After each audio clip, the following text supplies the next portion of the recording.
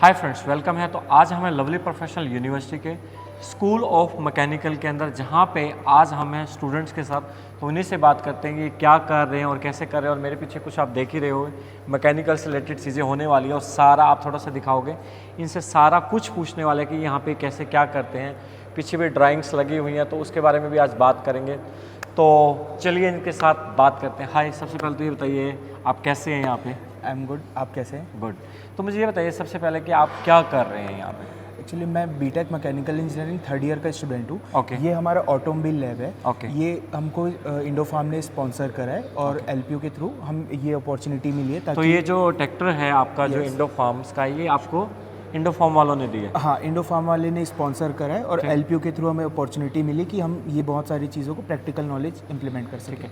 तो ये बेसिकली जो आपको ये ट्रैक्टर से स्पॉन्सर किया है, इसका मतलब कि ये जो क्या है, थोड़ा सा मुझे ये समझाइए। सारे इंजन के कंपोनेंट्स हैं। ठीक है। ये जैसे आप देख सकते हैं रियर एक्सेल है, डिफरेंशियल है। ओके। ठीक है।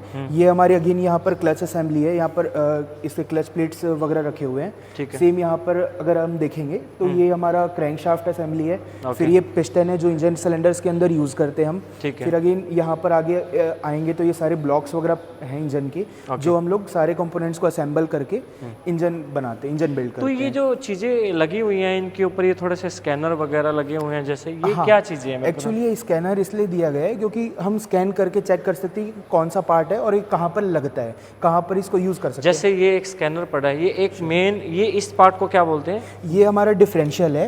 ये स्कैनर को हम जब स्कैन करेंगे तो ये बताएगा कि डिफरेंशियल है, इसका कंपोनेंट्स क्या क्या है और ये कहाँ पर हमारा यूज़ होता है। ओके।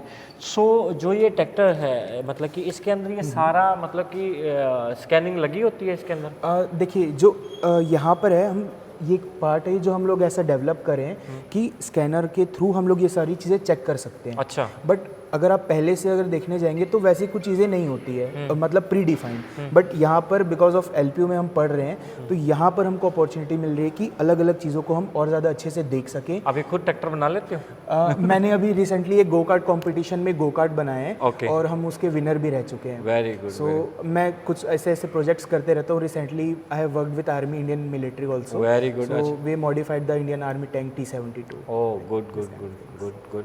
सो ये जो चीज़ें हैं, इनसे मतलब कि क्या अपॉर्चुनिटी इंडस्ट्री में मिलती है आपको, कैसे क्या लगता है? अगर मैं यहाँ पर अभी अपने 4 साल और सबसे पहले बताओ कहाँ से हो आप? I am from Chhattisgarh. Okay. और आप कहाँ से? I am from Haryana. Okay, Haryana. Haryana में कहाँ से? रोहतक। और छत्तीसगढ़ में? रायपुर। Very good. ठीक है, रायपुर है? रायपुर। मैं रायपुर गया हूँ, मैं हरियाणा भी गया हूँ क्योंकि मैं भी हरियाणा से हूँ। ठीक है, और रोहतक से ही हूँ। ठीक है। हाँ।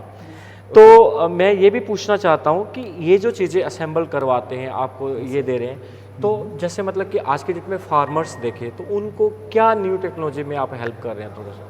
सर देखिए, फार्मर्स को टेक्नोलॉजी में इस तरीके से हेल्प कर रहे हैं, जैसे हमारा पहले पास्ट हम इंजन से यूज़ करते तो थे। ये भी सारा पार्ट आपने ये पूरा ट्रैक्टर को खोला हुआ? हाँ, ये पूरा ट्रैक्टर का असेंबली है जो इंजन असेंबली वगैरह होता है। इनफैक्ट इंजन को छोड़ के भी बहुत सारी चीज़ें जो हम लोग डिसमेंटल करते हैं। और यहाँ पर हमें अलग अलग चीज़ें देखने के लिए मिलती है। जैसे ये ट्रैक्टर के सामने का हुड है जिसके अंदर हमारे इंजन रखा रहता है, इंजन माउंट रहता है। इसके अंदर रेडिएटर्स आ जाते हैं, कार्बोरेटर्स आते हैं, फैंस आते हैं। मेरे को एक्चुअली ये बताओ कि आपको क्या लगता है कि ये आप हरियाणा से हो, हरियाणा तो एक एग्रीकल्चर लैंड आज है, थोड़ा सा उधर करके बताना। तो इससे आपको लगता है कि कुछ चीज़ एक्चुअली में यहाँ के हेल्प मिलती है इन चीज़ों के थ्रू आपको? इससे हमारी फार्मिंग की जो प्रोडक्टिविटी है और भी बढ़ सकती है।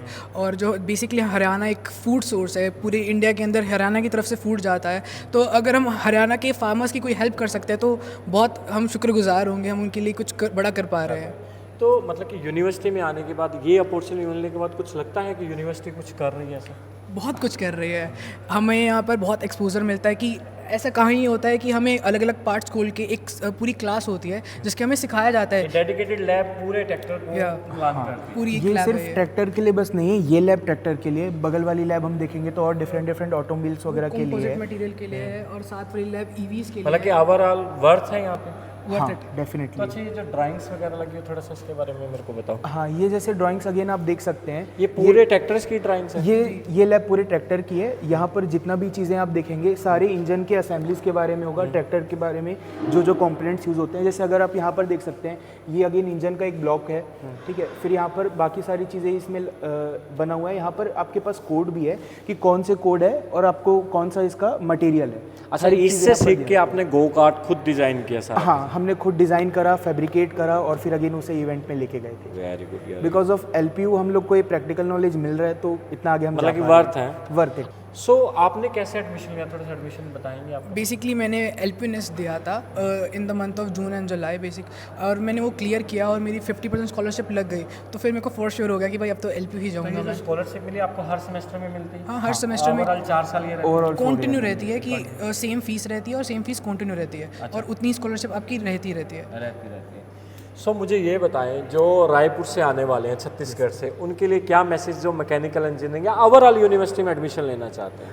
अगर कोई भी छत्तीसगढ़ से आना चाहता है या रायपुर से आना चाहता है और उसे कोई प्रैक्टिकल नॉलेज चाहिए, अगर गेन करना है, कुछ अच्छा अपने लाइफ में इम्प्रूव, अगर मान लो वो बीटेक किसी और फील्ड में भी करता है या किसी और स्ट्रीम में भी एडमिशन लेता है, ओवरऑल थोड़ा सा यूनिवर्सिटी LPU में एक चीज़ में बेनिफिट है कि यहाँ पर आपको प्रैक्टिकल नॉलेज ज़्यादा मिलती है। तो कंपेयर टू अदर यूनिवर्सिटीज़, अगर आपको प्रैक्टिकल, ये दिख रहा है, जो ये सारी देखो प्रैक्टिकल दिख रहा है ये। हाँ, तो वही चीज़ है कि अगर आपको प्रैक्टिकल में ज़्यादा इंटरेस्ट है, related to be computer science हो गया, इलेक्ट्रिकल हो गया, कुछ भी हो गया, तो आप यहाँ पर डेफिनेटली आके विजिट कर सकते हैं। आप एक बार चेक कर सकते हैं और आप एडमिशन ले सकते हैं, क्योंकि आप और इम्प्रूव आज की करोगे डेट में LPU के अंदर एक खास बात मैंने ये भी देखी है कि जो यहाँ पे जो प्रोग्राम्स है वो इंटीग्रेटेड दूसरी ब्रांच के साथ भी मैकेनिकल के चलते हैं, तो वो भी एक गुड अपॉर्चुनिटी। जैसे हमें देख लीजिए, हमारा अभी 3rd ईयर है, हमारे एक मैकेनिकल के साथ साथ हम कंप्यूटर साइंस भी पढ़ रहे हैं, क्योंकि हमें वो भी एक नॉलेज एक्स्ट्रा मिल रहा है। ये और जगह आपको नहीं मिलेगा, जो प्लस पॉइंट हमको यहाँ पर मिलता है। ठीक है, तो आप फ्यूचर के लिए क्या प्लान कर रहे हैं? फ्यूचर के लिए मैं प्लान कर रहा हूँ, like I am focusing on Tata and Mahindra for job. So let's see what happens right now. Thank you. जो हरियाणा से आने वाले हैं, रोहतक से हैं, हाँ जी, चलो पूरे हरियाणा के लिए बता दो यार थोड़ा सा। मतलब इधर आना वर्थ इट है। ऐसा नहीं है कि यहाँ सिर्फ ऑटोमोबाइल है या बहुत कुछ है।